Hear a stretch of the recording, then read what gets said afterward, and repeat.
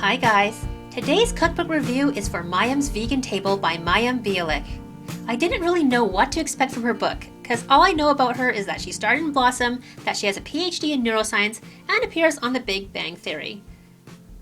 The first recipe I tried was a Vietnamese sandwich known as Bahn Mi.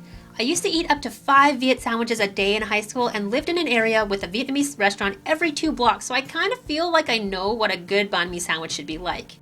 So on this store-bought French baguette goes some veganaise, which makes frequent appearances in this cookbook. Then tofu, which I doctored up with a sweet and tangy garlic sauce, which was supposed to be the dipping sauce in this sandwich. The recipe also includes how to make these carrot and daikon pickles, and I thought the flavor of these were spot on and pretty much perfect. Overall though, the tofu filling was pretty lacking. It just didn't have the flavor punch that I expect from a Bahn Mi sandwich. That said, my boyfriend, who had a decidedly different food background, loved this sandwich. So if you're a Bahn Mi connoisseur, this might not be up to standard, but if you just want a tasty sandwich, go for this. In my experience, most people love the combination of the sweet, tangy, and savory with crunchy vegetables and soft, chewy, toasted French baguette. There are a lot of American comfort foods in this book, like mac and cheese. This version is really simple, and if you want the recipe, I have the link in the description below, but basically, the sauce is like a regular Omni recipe, but replaces the non-vegan ingredients with plant milk and store-bought vegan cheese shreds.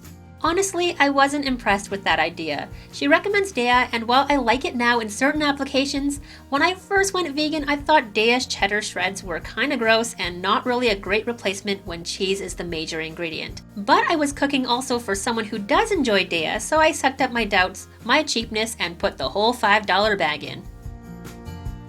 The texture turned out well. It looks like a decent classic mac and cheese. To me, it tasted like if you mixed melted Kraft processed cheese slices with milk and tossed it with macaroni. My boyfriend said it reminded him of those days when he would grate cheese over cooked macaroni and call it a meal. Not gross, but not especially delicious. Still, it was a super simple, easy recipe and quick to make, and I'm sure you guys could add herbs and spices to make it really good.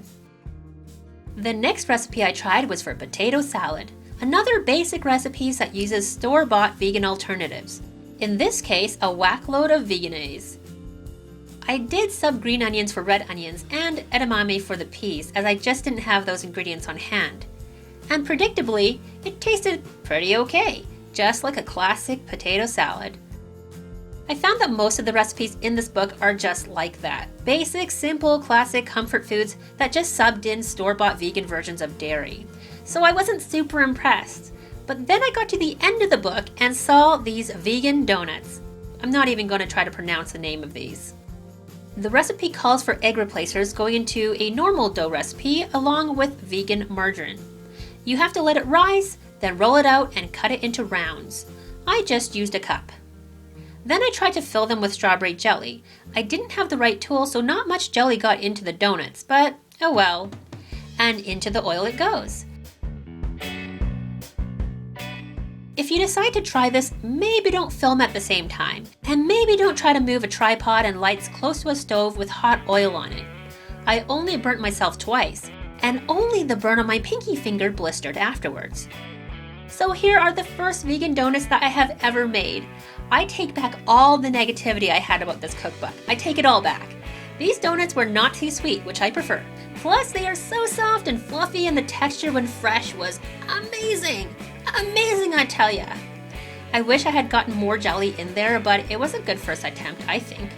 They aren't as nice cold, but when you're me and you haven't had a good yeasted vegan donut, well, like ever, they're still addictive. At least in my opinion. My Omni boyfriend said they were just okay. So overall, I do recommend this book if you like simple American comfort foods and have access to store-bought vegan alternatives like vegan yogurt, cheeses, and egg replacer powder that you enjoy and can afford. Please note that opinions expressed in this video are only my own, and you may have a completely different and valid viewpoint. Have you tried any recipes from Mayim's Vegan Table? Let me know what you thought in the comments below. Bye for now!